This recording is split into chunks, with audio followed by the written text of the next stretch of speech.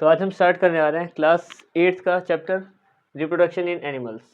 देखो इस वाले चैप्टर में हम डिस्कस करेंगे, मतलब पूरे चैप्टर की अगर शॉर्ट में तुम्हें समरी बताऊँ ना, तो इसमें हम देखेंगे रिप्रोडक्शन क्या होता है, कितने टाइप का होता है, 2 टाइप का होता है। ठीक है, यही चैप्टर तुम्हें 10th क्लास में भी पढ़ना है। यहाँ से आगे देखो सेक्सुअल रिप्रोडक्शन देखेंगे कि वो क्या होता है, असेक्सुअल रिप्रोडक्शन देखेंगे और उसके 2 पार्ट देखेंगे। सिर्फ 10th क्लास में इसके 6 पार्ट हैं, लेकिन फिलहाल इस चैप्टर में तुम्हें यहाँ पे 2 पार्ट पढ़ने हैं सिर्फ। ठीक है, तो स्टार्ट ही कर देते हैं सीधा सीधा। देखो सबसे पहले रिप्रोडक्शन क्या होता है, the production of offsprings by parent and parents. ये दोनों लिखा है मैंने स्लैश में, ये 2 तरीके से। ठीक है, यहाँ पे इसके कहने का मतलब क्या है कि पेरेंट और पेरेंट्स लिखा है मैंने।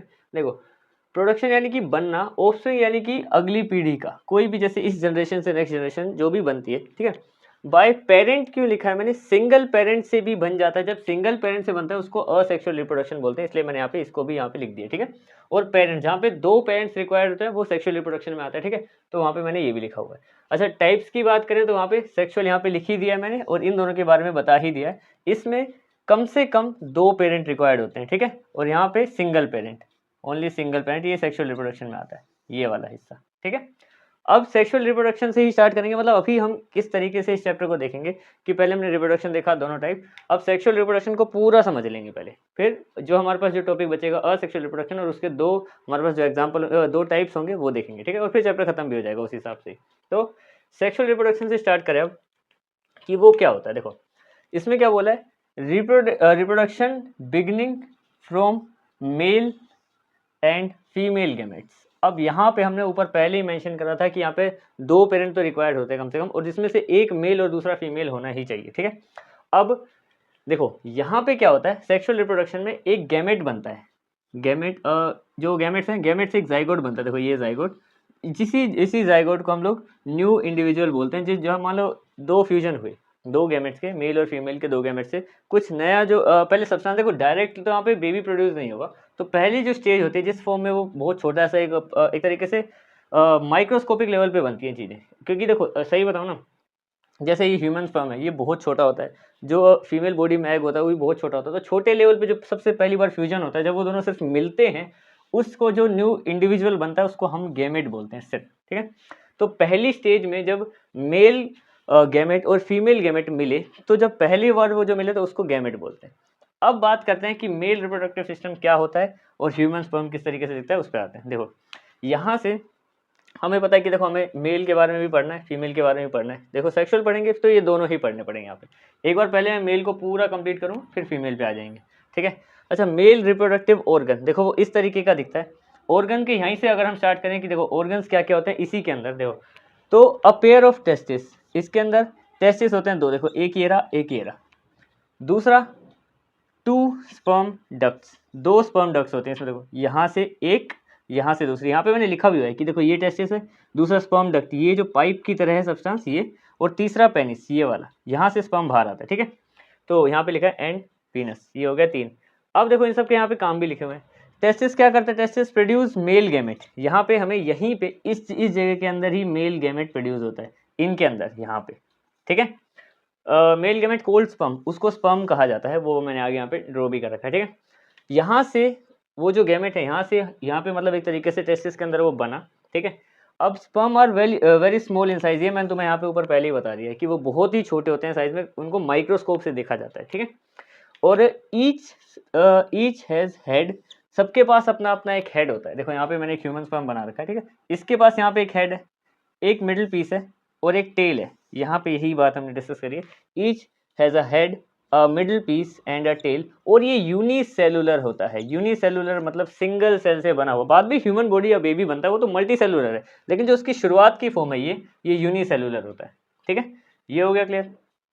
और यहाँ अच्छा इसको भी थोड़ा सा एलेबोरेट करने की किस तरीके से फंक्शन होता है। देखो यहाँ पे मेल गैमेट बना। ठीक है, अब अगर मान लो इसको ये मेल गैमेट है, ठीक है, और ये फीमेल गैमेट है, यहाँ पे यहाँ से अगर वो बनेगा तो स्पर्म डक्ट से आगे को यहाँ से निकलेगा इस तरीके से यहाँ पे, और यहाँ से आके बाहर आता है मेल गैमेट यहाँ से।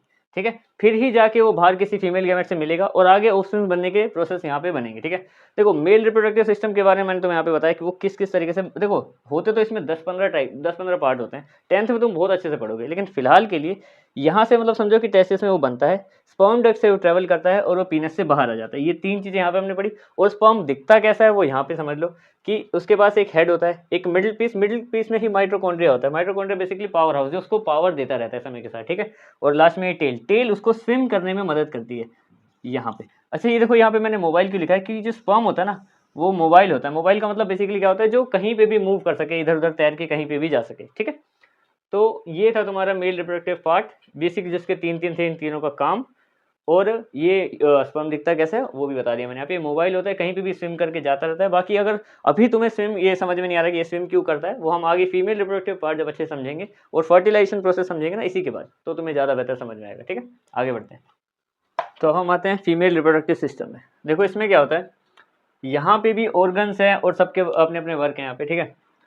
इसके हिसाब से सबसे पहले समझते हैं कि इसमें क्या क्या होता है। यहाँ पे देखो क्या लिखा हुआ है कि ऑर्गन्स में पेयर ऑफ ओवरीज यहाँ पे देखो एक इस जगह पे है, एक इस जगह पे है, ठीक है। यहाँ पे क्या है, 2 जगह ओवरीज है और बेसिकली ओवरीज करती क्या है, एग सेल को प्रोड्यूस करती है। एग सेल ही फीमेल गेमेट होता है, यानी कि ओवरीज में ही एग सेल प्रोड्यूस हो रहा है। पहली बात तो ये क्लियर हो गई। ओविडक्ट की बात करें, ये यहाँ पे ओविडक्ट एक तरीके से स्पर्म डक्ट की तरह ही है। यहाँ से एग सेल यहाँ जाके मतलब एक तरह से टेलीपोर्ट तो नहीं कहीं, ट्रांसपोर्ट होता है, ठीक है, यहाँ पे जाके। और तीसरा द यूट्रस ये यहाँ पे ये जगह, इस जगह को यूट्रस कहते हैं, जिसमें मान लो फॉर एग्जांपल अगर male and female gamete produce हो, मतलब मिल गए, ठीक है। मिलने के बाद जो प्रोसेस होएगी, जहाँ पे मतलब जो बेबी मतलब एक तरीके से पूरा ग्रो होएगा 9 मंथ के दौरान जितना भी वो समय लगता है, तो वो यहाँ पे होएगा। एक तरीके से उसका रूम है ये, जहाँ पे जाके पूरा यहाँ पे ग्रोथ होगी। ग्रोथ भी स्टेप बाय स्टेप होती है, वो हम फर्टिलाइजेशन प्रोसेस में बहुत अच्छे से पढ़ेंगे। पर बेसिक अगर मैं तुम्हें बताऊँ तो ओवरीज जो एग सेल प्रोड्यूस करती हैं, ओविडक्ट जो एक तरीके से रास्ता है यहाँ से वहाँ तक जाने का, और जो यूट्रस है वहाँ पे फर्दर वहाँ पे डेवलपमेंट होती है बेबी की, ठीक है। ये हो गया। अब ये जो मैंने तुम्हें बताया वो शायद यहीं पे लिखा ही हुआ है, ओवरी प्रोड्यूसेस फीमेल गेमेट ही एग सेल होता है, ये रहा, उसको ओवा कहते हैं। क्लियर। यूट्रस है ये हमने जिसकी इसकी डिस्कस करी यहाँ पे अभी। प्लेसेंटा बेसिकली प्लेसेंटा एक टिश्यू होता है। अभी तुम्हें इसके बारे में इतना जानने की जरूरत नहीं है, बस इतना समझो कि यूट्रस को प्लेसेंटा कह देते हैं, लेकिन वो एक बेसिकली टिश्यू। 10th में काफ़ी अच्छे से इसके बारे में पढ़ोगे तुम लोग। तो uterus is the part where development of baby take place. ये मैंने तुम्हें पहले ही बताया कि यहाँ पे ये वाला जो हिस्सा ना, यहाँ पे इसके अंदर ही सारी डेवलपमेंट होती है बेबी की, ठीक है। ये मैंने पहले ही क्लियर कर दिया। अच्छा, egg is a single cell, यहाँ पे मैंने इसका डायग्राम भी बना रखा है। यानी कि अगर देखो ये एक सिंगल सेल है तो इसका मतलब क्या है कि सिंगल सेलुलर है, ये भी यूनिसेलुलर है स्पर्म की तरह ही, यूनिसेलुलर ठीक है। ये तो देखो यहाँ पे अगर हम ह्यूमन ओवम को भी देखें तो वो भी सेम इसी तरीके से, एक उसके अंदर न्यूक्लियस है, यानी कि खुद का एक छोटा सा दिमाग है उसके पास, और बाहर की एक बॉडी है, ठीक है। अब इसमें क्या होगा, देखो फीमेल रिप्रोडक्टिव पार्ट में हमें सिर्फ इतना देखना है यहाँ पे कि कैसे एग सेल यहाँ पे बनते हैं, ठीक है। ये हम फर्टिलाइजेशन प्रोसेस में काफ़ी अच्छे से देखेंगे, ठीक है। और उनके मिलने के बाद किस तरीके से सेल से पूरे बेबी की ग्रोथ होती है ना, वो हम उस प्रोसेस में देखेंगे। आज जो हमने देखा इसमें, आज के पार्ट में हमने क्या क्या देखा कि रिप्रोडक्शन 2 टाइप का होता है। सेक्सुअल के बारे में भी हमने यहाँ से स्टार्ट कर रखा है, जिसमें से हमने मेल रिप्रोडक्टिव पार्ट देखा, फीमेल रिप्रोडक्टिव पार्ट देखा। और फीमेल रिप्रोडक्टिव पार्ट में भी हमने यहाँ पे इस वाले पार्ट में ये समझा कि 2 पेयर ऑफ ओवरीज होती हैं जिनके अंदर एग सेल प्रोड्यूस होता है, ठीक है। फिर ओविडक्ट या स्पर्म डक्ट की तरह सेम, इसी ओविडक्ट को हम फेलोपियन ट्यूब भी बोलेंगे 10th क्लास में, ठीक है। लेकिन फिलहाल मैं उतना डिटेल में नहीं जा रहा हूँ। वैसे तो यहाँ पे भी हर पार्ट का एक नाम, इसको सर्विक्स कहते हैं। इतना तुम्हें अभी इतना जानने की जरूरत नहीं है, ठीक है। जो तुम्हारे 8th क्लास के हिसाब से इतना समझो कि यहाँ पे एग सेल प्रोड्यूस होता है, यहाँ से वो ट्रैवल करता है और यहाँ पे जाके बेबी ग्रोथ होती है। क्योंकि सीधी सी बात है, इस छोटे से एरिया में बेबी की ग्रोथ नहीं हो सकती, इसलिए वो वहाँ जाके रहता है और फुल ग्रोथ होता है। और प्लेसेंटा पूरा वहाँ पे ठेकेदारी लेता है उसकी, जब तक वो ग्रोथ नहीं आता, मतलब हर एक चीज़ का ध्यान रखता है उसका, ठीक है। तो ये हो गया। तो आज के लिए इतना ही, दैट्स इट।